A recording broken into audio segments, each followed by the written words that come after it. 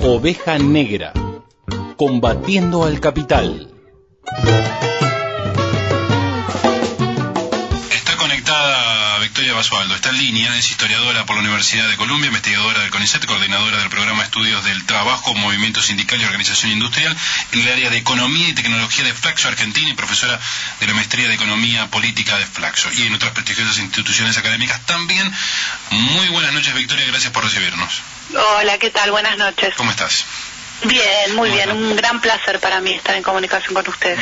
Te agradezco el cumplido y contarte que Nicolás estaba contando acerca de la responsabilidad empresarial, algo que sabes y mucho, o has estudiado y mucho, o haces mención y mucho en tus estudios, y qué mejor que te deje en contacto ya directamente con Nico para profundizar un poco este tema. Perfecto. Buenas noches, Victoria, ¿qué tal? ¿Qué tal? Buenas noches, un placer, Nicolás. Bien, yo quería que nos cuentes, me parece ilustrativo, importante. El año pasado en Flaxo se presentó un trabajo de investigación, un arduo trabajo de investigación que llevaron adelante desde Flaxo con la Secretaría de Derechos Humanos de la Nación, el Centro de Estudios Legales y Sociales, el programa Verdad y Justicia. Este trabajo es sobre la responsabilidad empresarial en crímenes de lesa humanidad y queríamos que nos comentes en cuáles fueron los temas abordados. Digo, ¿cuál fue el centro que estuvieron trabajando y las empresas involucradas en esto? Mira, algunos de nosotros somos investigadores hace muchos años sobre estos temas. De hecho, para la conmemoración de los 30 años del golpe, es decir, hace 10 años, la CTA me pidió un artículo y yo escribí un artículo que llamó Complicidad Patronal Militar, que tuvo una gran circulación, que a mí me sorprendió mucho. La propia central decidió imprimir 10.000 ejemplares para todo el país, distribuirlos en las distintas regionales. Bueno, hay varios investigadores que venimos trabajando en estos temas. En ese momento yo hablaba de 6 casos, hablaba de Asindar, Ford, Mercedes-Benz, Dalmine Siderca, Astarza y los astilleros de los astilleros de Zona Norte, no me falta uno, no sé, Ford, Mercedes-Benz, Asindar, Dalmine Siderca, otro grupo Techint, muy importante. Esos eran los 6 casos que trabajaba originalmente, y en esta investigación lo que nos propusimos a partir de la articulación de 4 institutos de investigación, de 4 instancias en realidad. Todos eran investigadores, pero algunos del Estado, otros de organismos de derechos humanos como el CELF y otros de institutos de investigación como es Flaxo. Esta confluencia conformó un equipo de 20 personas que trabajó durante el 2014 y el 2015 en una creencia de que la vinculación entre las políticas públicas y la producción de conocimiento en las universidades y en el sistema científico es muy importante.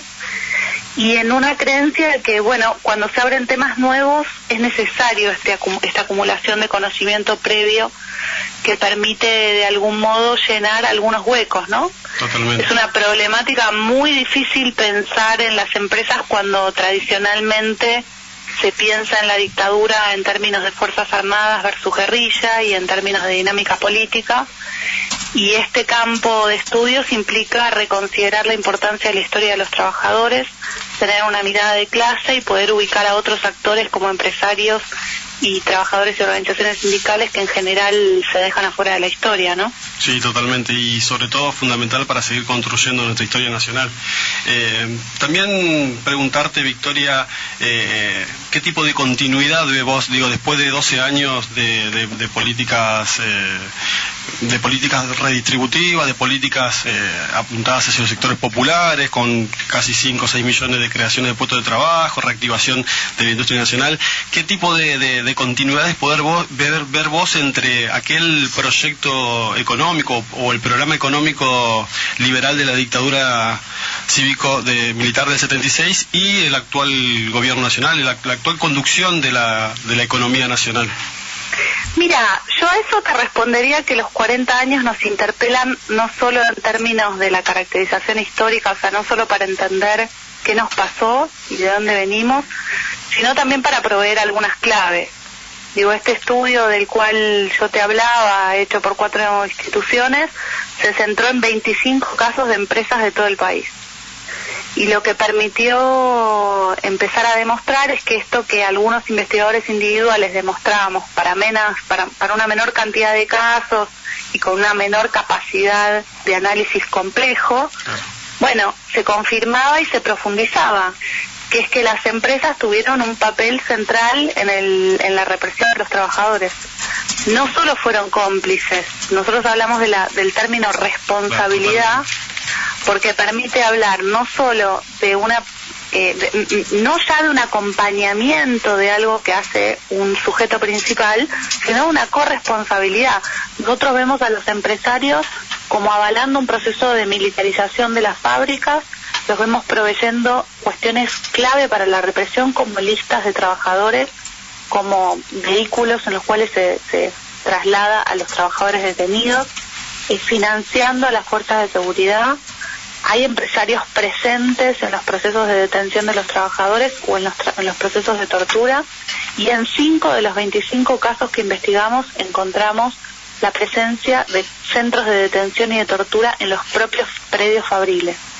Entonces, vos me decías, bueno, ¿cómo dialoga esto, este pasado que nosotros estamos investigando, con el presente? Bueno, dialoga en varios sentidos. En primer lugar, nosotros nos proponemos una interlocución con la justicia.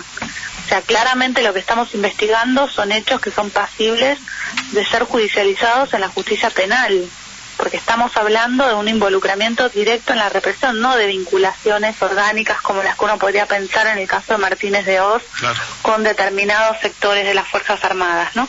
No es una cuestión de provisión de cuadros, ni siquiera de delitos económicos, sino de involucramiento directo en la represión a los trabajadores. Y eso yo creo que nos instala un eje central, que es el eje del análisis de clase. Entonces, si yo tuviera que responderte cómo esta investigación, que efectivamente cuesta mucho, no me voy a extender acá respecto de las fuentes, pero trabajamos con fuentes de archivo, con fuentes de prensa, con entrevistas, es una recopilación de material documental muy extenso y un trabajo además muy uniforme.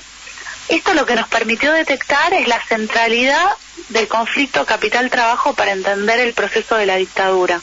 Si yo tuviera que decirte cuál es la interlocución principal entre eso que sucedió y la actualidad, es esto, es pensarlo en términos de capital-trabajo.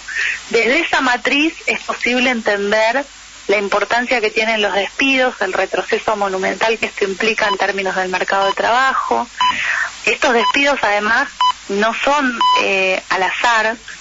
Entre nuestros compañeros de trabajo, entre aquellos que hicieron este informe, hay sectores que fueron muy castigados por los despidos y que están siendo desmantelados en este momento. Sí, es el caso del programa Verdad y Justicia. Exacto. Sí, claro. Sí, totalmente. Macián menciona la relación capital-trabajo.